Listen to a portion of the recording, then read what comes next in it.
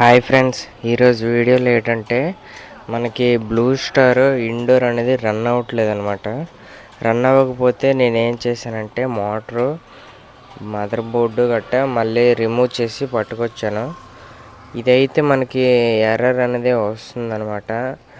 ఏంటంటే మనకి indoor blower ఉంటుంది కదా, అది తిరగట్లేదు. అది తిరగకపోవడం వల్ల ఏమవుతుందంటే ఎర్రర్ అనేది పడుతుంది దీంట్లో. అది ఏంటనేది ఇండోర్లోని మదర్ బోర్డు ఫ్యాన్ మోటార్ ఇప్పిసి తీసుకొచ్చాను.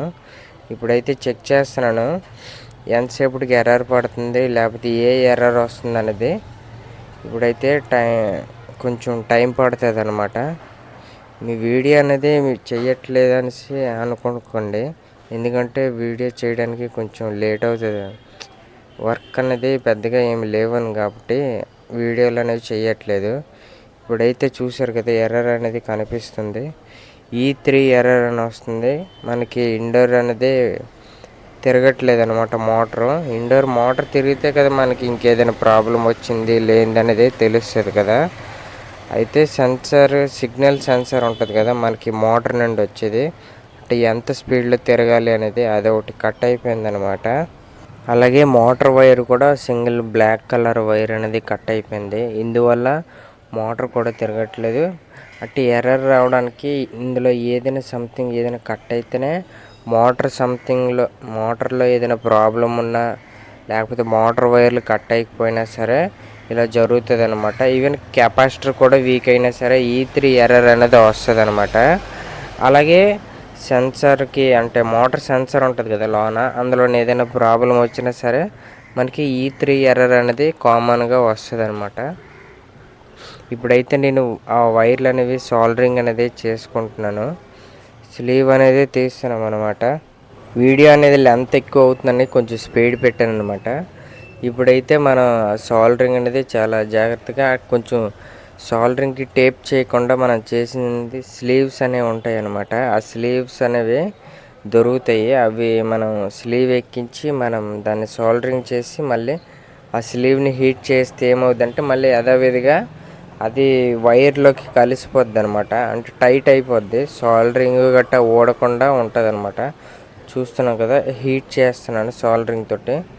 హీట్ చేయడం వల్ల దానికి ఉన్న జాయింట్ అనేది కొంచెం టైట్ అయ్యి ఆ స్లీవ్ అనేది మన సోల్డరింగ్ చేసిందని ఊడదీయకుండా ఉంటుంది అనమాట.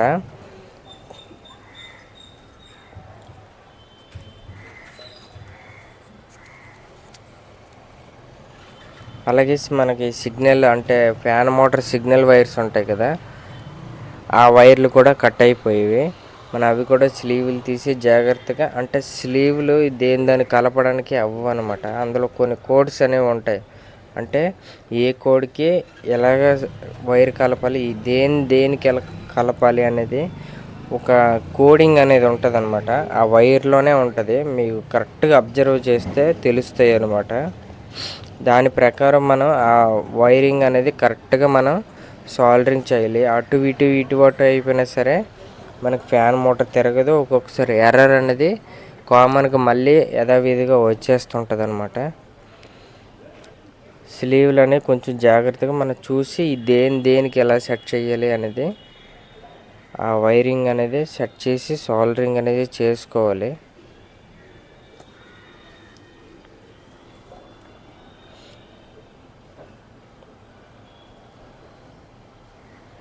ఇలా సోల్డరింగ్ చేసిన తర్వాత మళ్ళీ యథావిధిగా ఆ స్లీవ్ ఉంటాయి కదా, ఆ స్లీవ్లోనే హీట్ చేస్తే కొంచెం అవనేది మళ్ళీ యథావిధిగా దాంట్లో కలిసిపోతుంది అనమాట.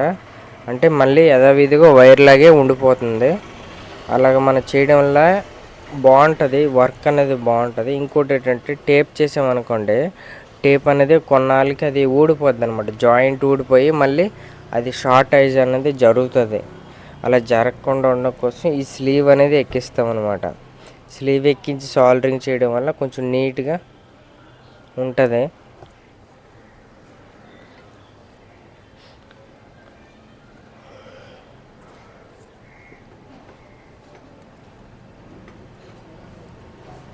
సోల్డరింగ్ అనేది మనం చేసినప్పుడు కరెక్ట్గా సోల్డరింగ్ అవుతుందా లేదా అనేది కొంచెం నీట్గా జాగ్రత్తగా చేయాలన్నమాట.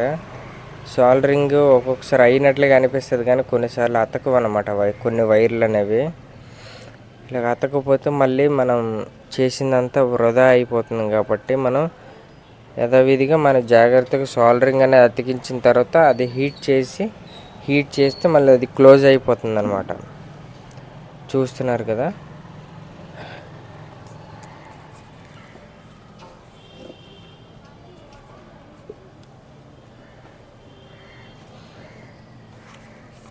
ఇంకొకటి ఏంటంటే ఫ్యాన్ మోటార్లో అయినా సరే మనకి ప్రాబ్లం వస్తుందంటే బోర్డులోనే ఏదైనా షార్టేజ్ అయిందనుకోండి. ఇప్పుడు ర్యాట్ కటింగ్ అయిన తర్వాత అది స్పార్క్ జరుగుతుంది.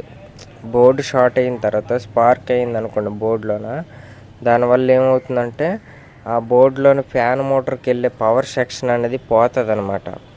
అది ఎక్కడ షార్ట్ అయిపోయిందో చూసి అది మళ్ళీ రిపేర్ చేయించుకోవాలి. లేదనుకోండి అది బాగానే ఉందనుకోండి, మా ఫ్యాన్ మోటార్లోనే ప్రాబ్లం ఉండొచ్చు.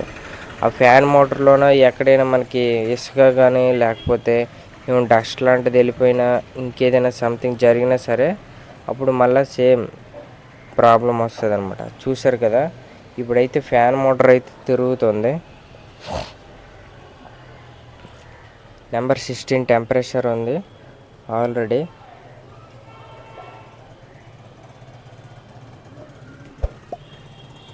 ఓకే ఫ్రెండ్స్, ఈ వీడియో కనుక మీకు నచ్చితే లైక్ చేయండి, షేర్ చేయండి, సబ్స్క్రైబ్ చేసుకోండి ఫ్రెండ్స్. ఫ్యాన్ మోటార్ అయితే తిరుగుతుంది. ఇంకొక 2 మినిట్స్ ఆగితే అది అవుట్పుట్ వస్తుందా లేదా అనేది నార్మల్గా అంటే కంప్రెసర్ ఆన్ అవడానికి పవర్ అవుట్పుట్ అనేది వస్తుందా లేదనేది ఒక 2-3 మినిట్స్ అనేది చెక్ చేసుకోవాలన్నమాట, టెస్టర్తో కానీ లేకపోతే టెస్ట్ ల్యాంప్తో కానీ. ఇప్పుడైతే అవుట్పుట్ అయితే వచ్చిందనమాట.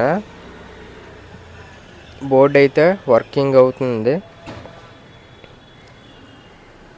చూసారు కదా, మళ్ళీ ర్యాట్ కటింగ్ అవ్వకుండా అక్కడ మనం ఏం చేయాలో అది తగిన జాగ్రత్తలు అనేవి మనం పాటించాలి.